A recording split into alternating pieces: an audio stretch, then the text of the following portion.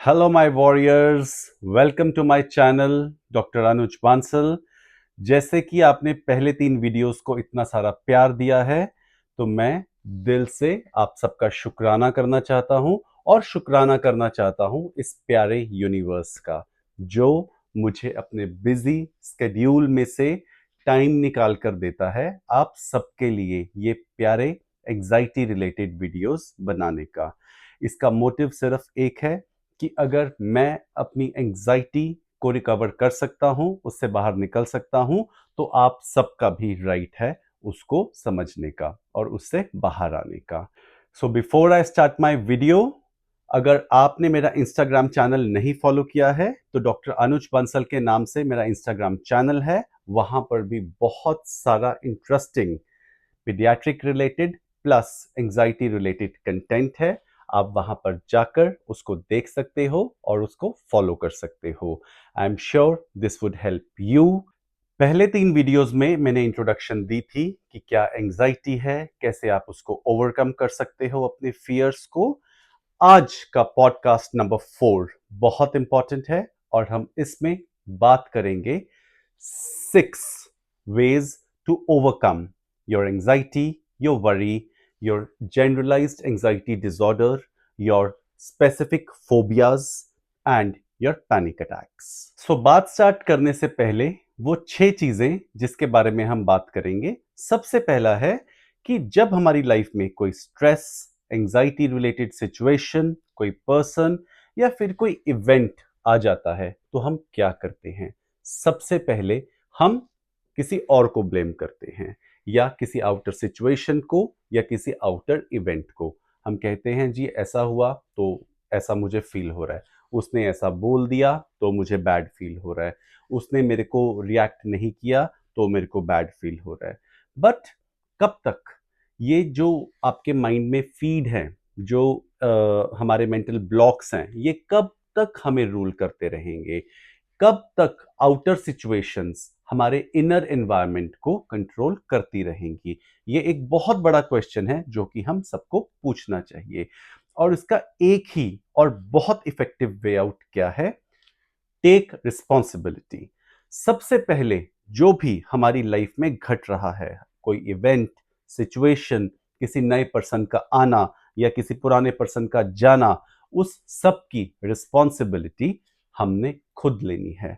और ये रिस्पॉन्सिबिलिटी हमने 98% नहीं, 99.9% नहीं, हमने 100% लेनी है कि मैं जिम्मेवार हूं। जिस भी सूप में, जिस भी लाइफ की सिचुएशन में मैं हूं, मैं फंसा हुआ हूं, उसका रिस्पॉन्सिबल मैं हूं। और यही एक स्टेप है जहां तक पहुंचने में हमें कई कई साल लग जाते हैं, बिकॉज अक्सर हम उस लूप में फंसे रहते हैं कि आउटर सिचुएशन ऐसी थी तो मेरा इनर एनवायरनमेंट खराब हुआ। इसके लिए एक बहुत इंपॉर्टेंट चीज है कि जब आप रिस्पॉन्सिबिलिटी लेने की सोच लेते हो, ठान लेते हो माइंड में, तब भी एक्सटर्नल सिचुएशंस लाइफ में आएंगी।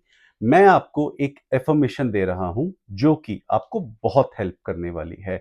कोई एक्सटर्नल सिचुएशन आई, आपको बैड फील हुआ, आपको सैड लगा, आपने अपने आप को मेंटली दोहराना है माइंड में कि मैं मानता हूं बाहर की सिचुएशन ठीक नहीं है, बाहर का वेदर ठीक नहीं है।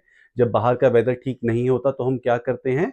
खिड़कियां दरवाजे बंद कर लेते हैं और इंडोर स्टे करते हैं। तो एफर्मेशन पे आते हैं, मैं मानता हूं कि बाहर का इन्वायरमेंट अच्छा नहीं है, बाहर की जो रिएक्शंस हैं वो मेरे लिए अच्छी नहीं है या नहीं थी, बट मैं रिस्पॉन्सिबिलिटी लेता हूं अपनी, और अपने पर मेरा हक है, किसी और पर मेरा कोई हक नहीं।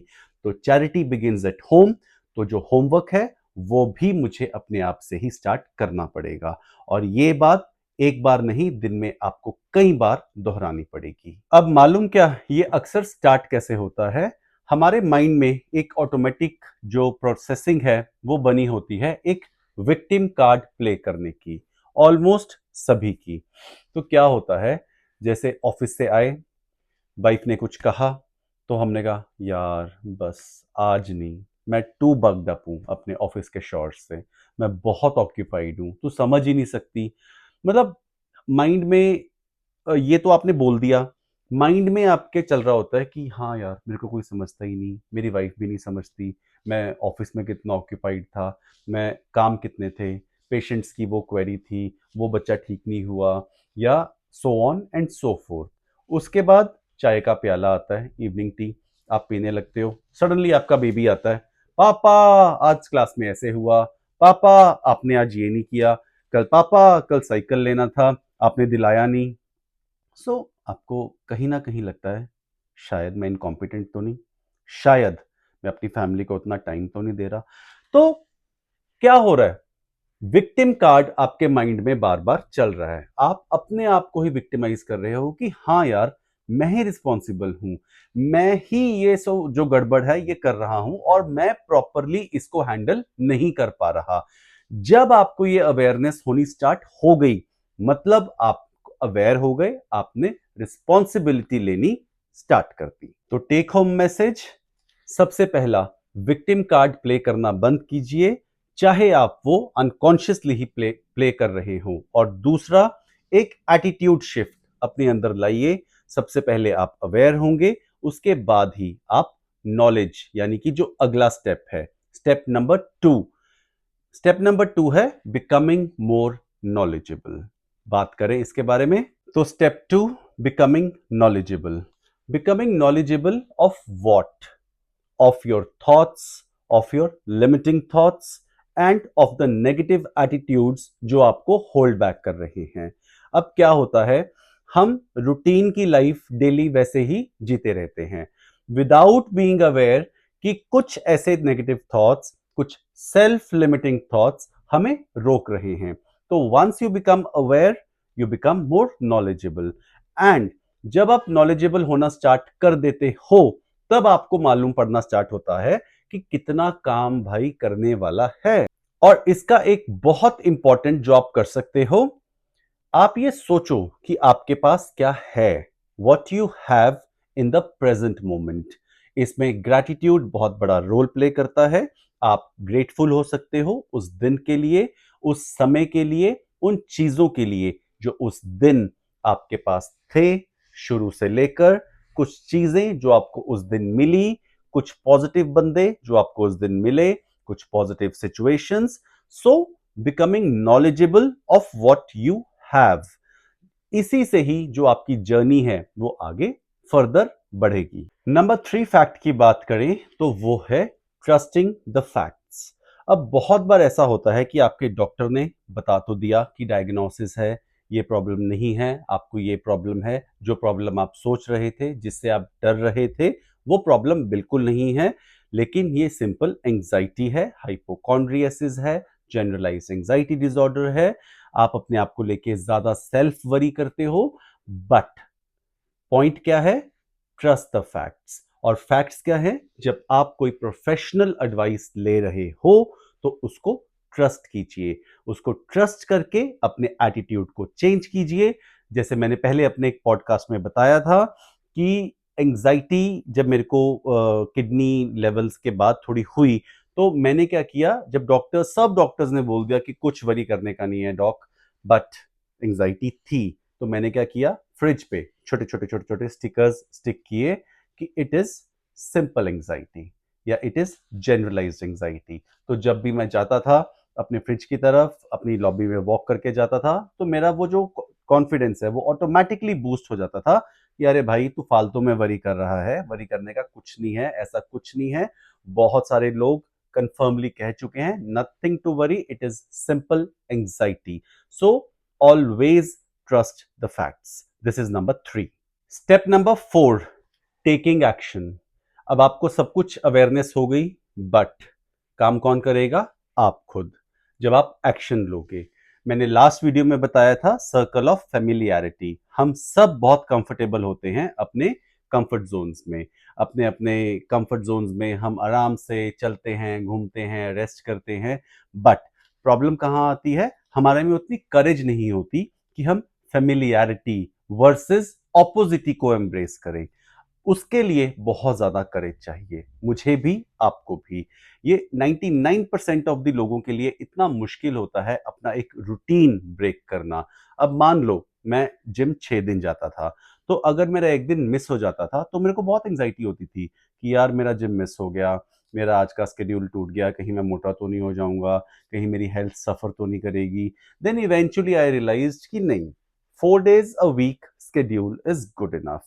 But then कई बार सुबह उठो तो माइंड में इनर्शिया होता है, फेमिलियरिटी बन गई कि हाँ ठीक है, 6 days में से 4 days वर्कआउट कर लिया काफी है। बट वो 4 days में भी किसी ना किसी एक दिन आपको लगेगा कि आज छोड़ो, आज मेरी टांग दर्द हो रही है, आज मेरी पीठ दर्द हो रही है, या आज बाहर मौसम ऐसा है, ठंडा है, गर्म है, कुछ भी। वो टाइम है जब आपने एक्शन लेना है, आपने फेमिलियरिटी को छोड़ के ऑपोजिटी को एम्ब्रेस करना है। बहुत करेज लगता है जब आप कोई पुराना हैबिट पैटर्न ब्रेक करने की कोशिश करते हो ना, तो it takes at least 21 days to break that habit pattern. But जब आपने उसको टेक्निकली बहुत अच्छे से उसको ब्रेक कर दिया, वो हैबिट पैटर्न आपका नया बन गया, जो मेंटल सर्किट्स थे वो नए बन गए, जो साइनेप्सिस रिक्वायर्ड थे वो नए बन गए, फिर आपकी वो ऑटोमेटिक और आपकी वो सेकंड हैबिट बन जाएगी। फिर आप कहोगे कि हाँ यार, टेकिंग एक्शन तो बहुत इजी है, बिल्कुल भी मुश्किल नहीं है। फिफ्थ और बहुत इंपॉर्टेंट, एक्सेप्टिंग योर सेटबैक्स। जब आप एक जर्नी पे होते हो तो वो जर्नी कभी भी परफेक्ट नहीं होती, और अगर वो परफेक्ट है तो वो जर्नी नहीं है। अब चाहे आपका फिजिकल डोमेन है, चाहे मेंटल डोमेन है, स्पिरिचुअल या इमोशनल डोमेन है, कहीं ना कहीं आपको सेटबैक किसी ना किसी जर्नी में आएगा ही आएगा। आपका कोई भी रूटीन परफेक्टली चल नहीं सकता। अब क्या प्रॉब्लम है, जो एंजाइटी है वो स्टार्ट भी सेटबैक से ही होती है, राइट? सेटबैक आया, हमें एंजाइटी हुई, वरी हुई, फियर हुआ, बट जब हमने उस सेटबैक को कंप्लीटली एक्सेप्ट कर लिया, आराम से एक लंबा सांस लिया और कहा कि अरे भाई, मैं तो ये सेटबैक पूरे दिल से एक्सेप्ट करता हूं, तो वो आपकी एंजाइटी लेवल्स जो हैं वो कम होने स्टार्ट हो जाते हैं। ये बहुत इंपॉर्टेंट है अगर आपने अपनी जर्नी लंबी लेके जानी है। लास्ट और मोस्ट इंपॉर्टेंट है, और जो पिछले 5 चीजों को बांध के रखता है, वो है पेशेंस। अब पेशेंस का क्या है कि आपने अपनी जर्नी स्टार्ट की और किसी और ने भी अपनी जर्नी स्टार्ट की जिसका आपको मालूम है। आप देखते हो कि यार वो तो बड़ी जल्दी ठीक हो गया, उसको तो 3-4 महीने लगे और उसका सारा रिकवर हो गया, वो बहुत अच्छा इंसान बन गया, बहुत काम रहने लग गया, कोई उसको अननर्व नहीं कर पाता, उस पे चीजें वर्क कर रही हैं। और आपके दिल में क्या आता है कि मेरे पे चीजें काम नहीं कर रही, तो आप क्या करते हो, इम्पेशेंट हो रहे हो। तो इम्पेशेंट होना बिल्कुल छोड़ना पड़ेगा, पेशेंस रखनी पड़ेगी। सेकेंडली, खुद को लेकर भी, ये है किसी और के साथ कंपैरिजन, दूसरा है अपने आप के साथ ही कंपैरिजन। कभी आपको लगता है कि चलो ठीक है, मैंने जर्नी स्टार्ट की, मैंने सबसे पहले क्या किया, डिसइंटरेस्ट हुआ अपने सिम्टम्स में, जैसे कि डॉक्टर अनुज ने बोला था कि अपने एक फुट स्टेप बैक कर जाओ और अपने सिम्टम्स को देखो, उसको क्या बोलते हैं, डिसइंटरेस्ट होना अपने सिम्टम्स में। मैं हो गया, बट मेरे को तो रिजल्ट्स दिख नहीं रहे। अच्छा, परसों मैं बहुत सही था, कल ठीक था, आज मैं बहुत एंशियस हूं, क्या ऐसे ही होगा? सो ये जो इंट्रा डे कंपेरिजन है ना अपने आप के साथ ही, ये आपको छोड़ने पड़ेंगे।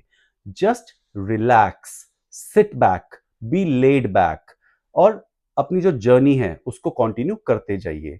कहीं ना कहीं आपको कोई ना कोई ब्रेक थ्रू मिलेगा। आप अपनी जर्नी में जब आप देखोगे कि यस, मैं अपने आप को कंपेयर नहीं कर रहा, ना अपने आप को किसी और के साथ, और ना अपने आप को अपने पुराने सेल्फ के साथ, और पुराना मतलब चाहे एक दिन पहले भी, तब आपकी जो ये जर्नी है ये फ्रूटफुल होगी, ये आपको एक फुलफिलिंग लाइफ देगी। And I hope all these 6 things आप अपनी लाइफ में इंप्लीमेंट करोगे और एक बेटर लाइफ जियोगे। और अगर आपको ये वीडियो अच्छा लगा, यूजफुल लगा, तो मेरे को कमेंट, लाइक, शेयर करके बताइए कैसा लगा। मेरा इंस्टाग्राम चैनल फॉलो करना बिल्कुल मत भूलिए, उस पर बहुत यूजफुल कंटेंट होता है और ऐसे ही वीडियोस लाता रहूंगा। और अगर आपने मेरे पुराने वीडियोस नहीं देखे तो पॉडकास्ट 1 2 3 वो भी चेकआउट कीजिए यूट्यूब चैनल पे। Thank you so much for your love. Love you all guys.